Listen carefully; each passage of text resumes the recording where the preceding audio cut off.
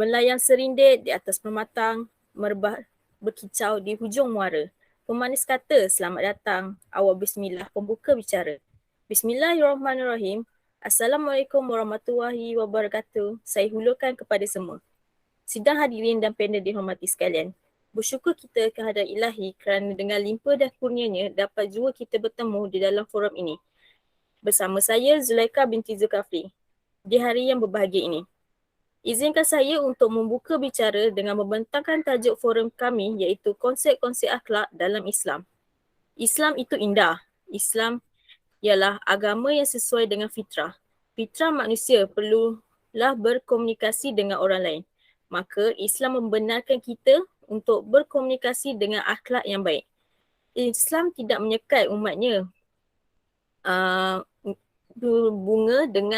berhubungan dengan orang lain selagi mana tidak keluar daripada batas syarak dan tidak lalai daripada melaksanakan perintah agama.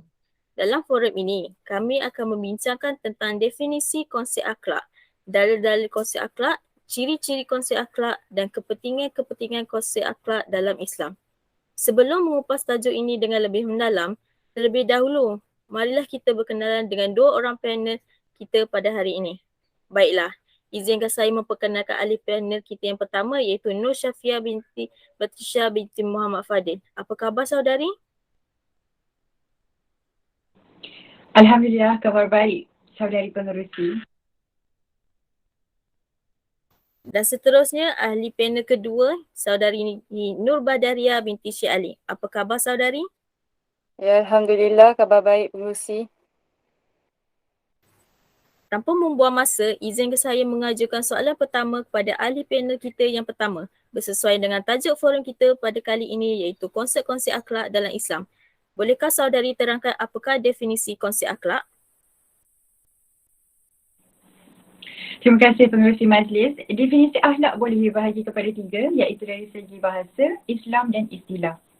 Menurut bahasa, perkataan akhlak berasal daripada perkataan al-khulq bererti tabiat, kelakuan, perangai, tingkah laku, adat kebiasaan, malah ia juga bererti agama itu sendiri. Perkataan al-khulq ini di dalam Al-Quran hanya terdapat pada dua tempat sahaja. Antaranya ialah dan bahawa sesungguhnya engkau Muhammad mempunyai akhlak yang amat mulia, surah Al-Qalam ayat 4. Antara definisi akhlak menurut istilah ialah sifat yang tertanam di dalam diri yang dapat mengeluarkan sesuatu perbuatan dengan senang dan mudah tanpa pemikiran, penelitian dan paksaan. Ibnu Miskawai, ahli falsafah Islam yang terkenal mentakrifkan akhlak itu sebagai keadaan jiwa yang mendorong ke arah melahirkan perbuatan tanpa pemikiran dan penelitian. Imam Ghazali radhiyallahu anhu mengatakan, akhlak ialah suatu keadaan yang tertanam di dalam jiwa yang menampilkan perbuatan-perbuatan dengan senang tanpa memerlukan pemikiran dan penelitian. Apabila perbuatan yang terkeluar itu baik dan terpuji menurut syarak dan akal, perbuatan itu dinamakan akhlak yang mulia. Sebaliknya, apabila terkeluar perbuatan yang buruk, ia dinamakan akhlak yang buruk.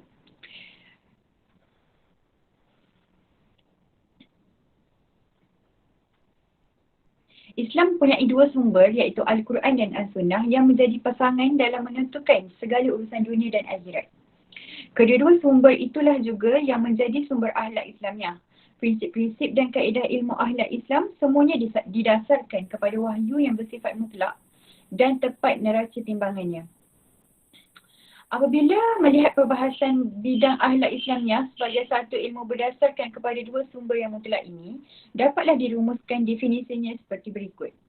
Satu ilmu yang membahaskan tata nilai, hukum-hukum dan prinsip-prinsip tertentu bagi mengenal pasti sifat-sifat keutamaan untuk dihayati dan diamalkan dan mengenal pasti sifat-sifat tercela untuk dijauhi bagi mencapai keredaan Allah.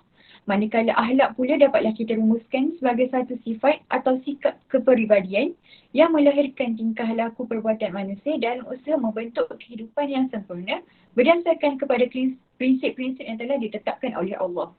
Dengan kata lain, akhlak ialah suatu sistem yang menilai perbuatan zahir dan batin manusia baik secara individu, kumpulan dan masyarakat dalam interaksi hidup antara manusia dengan baik secara individu, kumpulan dan masyarakat, antara manusia dengan Allah, manusia sesama manusia, manusia dengan haiwan dengan malaikat, dengan jin dan juga dengan alam sekitar.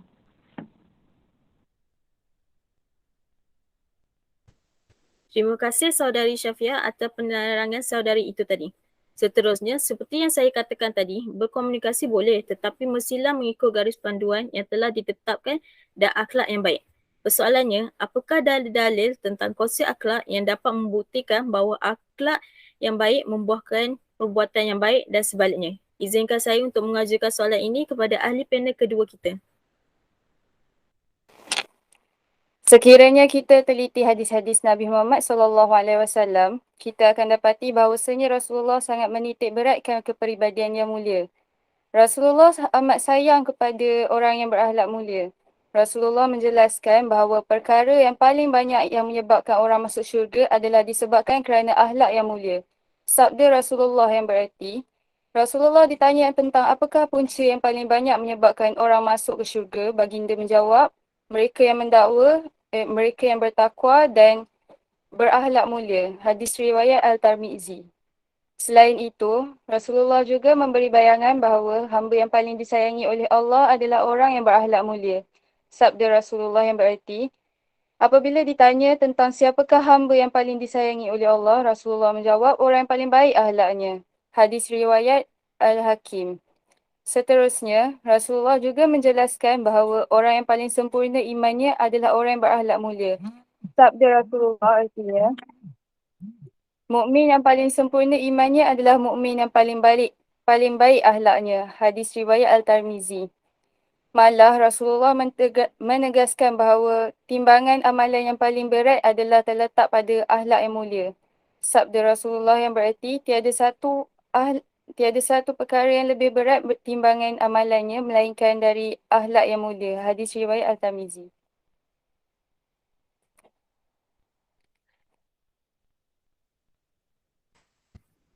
Terima kasih Daria atas perkongsian saudari tentang garis panduan tersebut.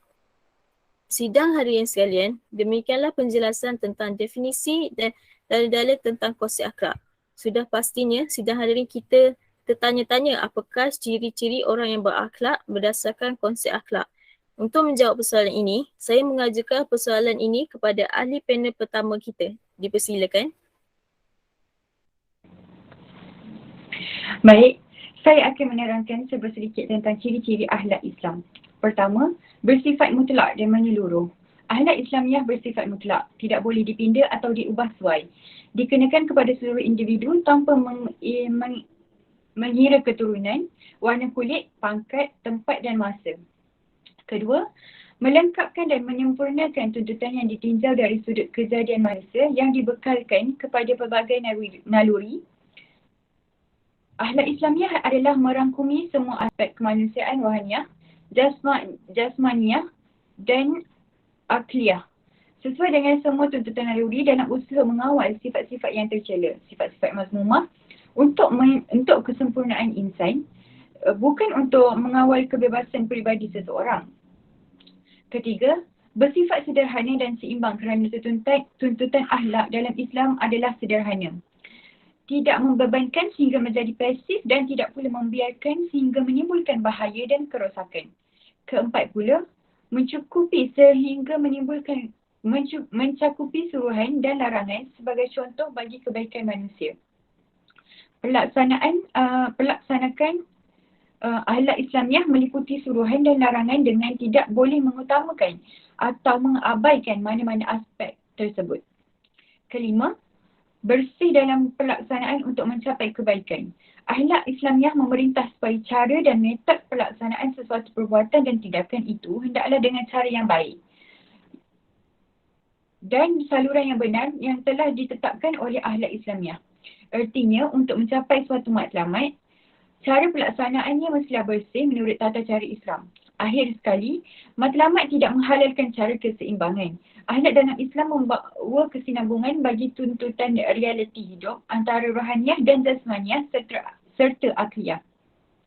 Dan antara kehidupan dunia dan akhirat sesuai dengan tabi'i manusia itu sendiri. Baiklah, terima kasih saudari. Seterusnya, izinkan saya untuk mengajukan soalan kepada ahli panel kita yang kedua, Saudari Badariah, iaitu apakah kepentingan konsep akhlak? Terima kasih pengerusi majlis atas soalan yang dilontarkan sebentar tadi. Di sini saya akan mengupas serba sedikit mengenai kepentingan akhlak dalam peribadi seseorang Muslim. Pertama sekali, akhlak melambangkan nilai diri seseorang manusia. Semakin tinggi nilai akhlak diri seseorang itu, maka makin tinggi pula nilai kemanusiaan pada dirinya. Akhlak juga turut membezakan antara insan dengan haiwan dari segi perbuatan dan tanggungjawab dalam kehidupan seharian. Seseorang yang tidak berakhlak adalah sama tarafnya dengan haiwan dan mungkin lebih rendah daripada itu. Firman Allah Subhanahu Wa Taala dalam surah Al-A'raf ayat 179 yang bermaksud, dan sesungguhnya kami telah menyediakan untuk neraka banyak sekali golongan jin dan manusia yang mana mereka mempunyai hati tetapi tidak mahu mengerti dengannya, mempunyai mata tetapi tidak mahu melihat dengannya, mempunyai telinga tetapi tidak mahu mendengar dengannya. Mereka itu seperti binatang, malah lebih sesat. Mereka ialah orang yang lalai.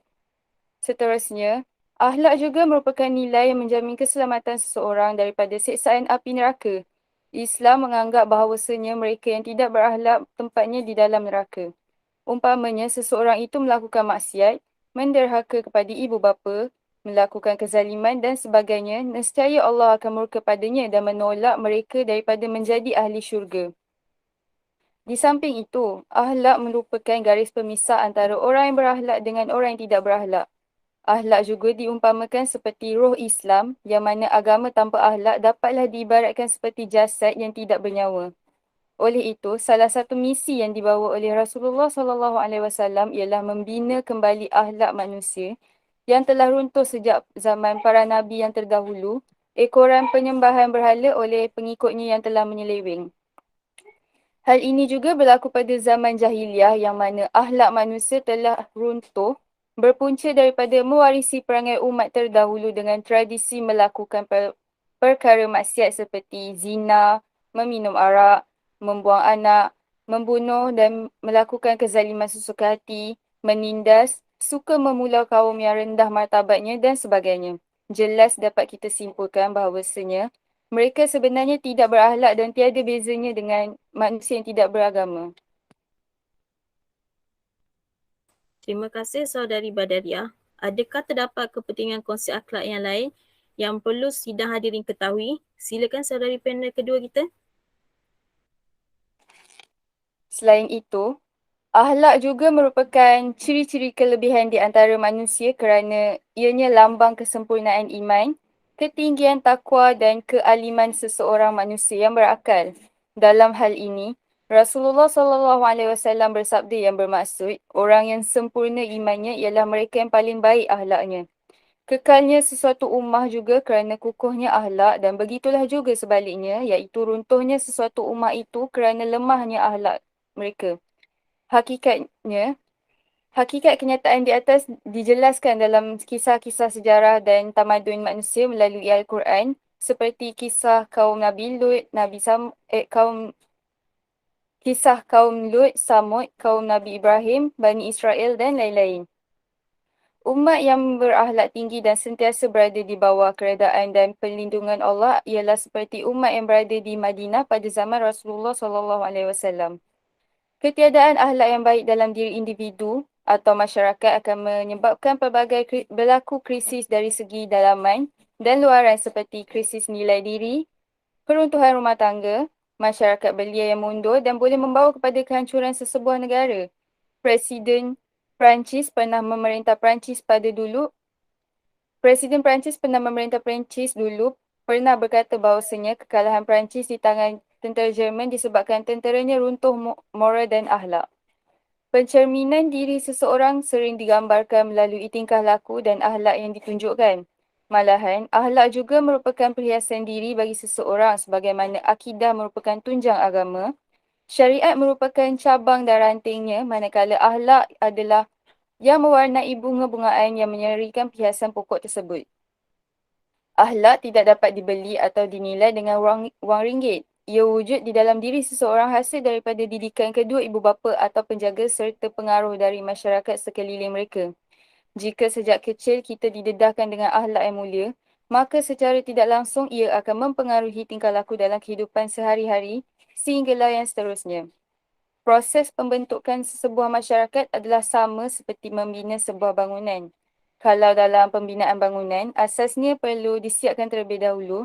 Begitu juga dengan membentuk masyarakat mesti dimulakan dengan pembinaan asasnya terlebih dahulu. Sekiranya kukuh asas yang dibina, maka tegaklah masyarakat itu. Jika lemah, maka robohlah apa-apa sahaja yang dibina di atasnya. Akhlak amat penting kerana merupakan asas yang dilakukan oleh Rasulullah SAW ketika memulakan pembentukan masyarakat Islam. Syekh Muhammad Abu Zahra dalam kitabnya Tanzim al-Islam li al-Mujtama' menyatakan bahawa budi pekerti atau moral yang mulia adalah satu-satunya asas yang paling kuat untuk melahirkan manusia yang berhati bersih, ikhlas dalam hidup, amanah dalam tugas, cinta kepada kebaikan dan benci kepada kejahatan. Demikian tadi perbincangan menarik tentang kepentingan-kepentingan konsep akhlak bagi umat Islam. Konklusinya, konsep akhlak amat penting bagi umat kerana akhlak disamakan dengan agama kerana kepentingan dan ketinggian akhlak itu terkandung di dalam Al-Quran. Jutaan terima kasih saya ucapkan kepada ahli panel yang sudi untuk memberi perkongsian dan penjelasan tentang konsep akhlak dalam Islam. Harapan saya ialah saya berharap agar forum ini mampu memberikan informasi bermanfaat dan dapat membantu hadirin yang dihormati sekalian. Sidang hadirin yang dihormati, bunga dedap di atas para, anak dusun pasang pelita. Anda tersilap tutur bicara, jari disusun, maaf dipinta. Saya mewakili semua ahli panel ingin mengucapkan jutaan terima kasih kepada semua hadirin yang sudi mendengar dan menonton video forum kumpulan kami. Sekian sahaja daripada kami. Terima kasih. Syukran jazilan. Wassalamualaikum warahmatullahi wabarakatuh. Salam sejahtera, salam hormat dan salam ukhuwah.